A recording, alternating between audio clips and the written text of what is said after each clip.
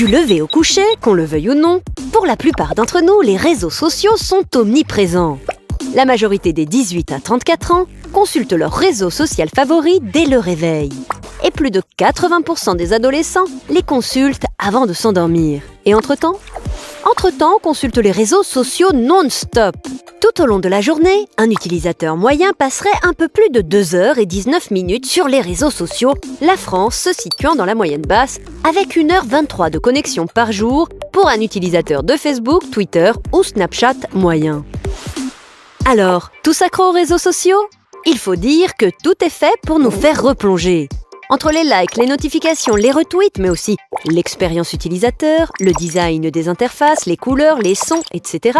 Tout est calculé par les ingénieurs de la Silicon Valley pour capter notre attention, rendre les plateformes addictives et faire que nous y passions le plus de temps possible. Rien n'est laissé au hasard dans le monde merveilleux des plateformes sociales.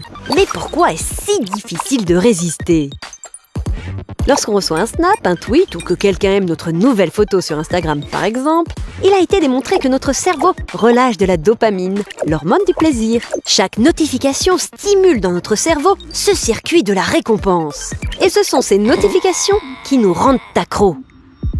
S'il faut rappeler que le concept d'addiction au virtuel n'est reconnu par aucune instance scientifique, certains parlent de pollution mentale par le numérique. Ce qui pose évidemment des problèmes de santé publique. Certaines personnes ont un véritable comportement compulsif vis-à-vis des réseaux sociaux.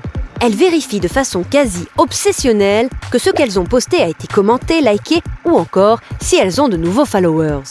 Surtout que les sollicitations sont constantes à cause de l'omniprésence de notre smartphone dans notre poche. Et si le nombre de notifications baisse, cela peut entraîner des dépressions chez des personnes fragiles. Ce sont les jeunes qui y sont les plus sensibles.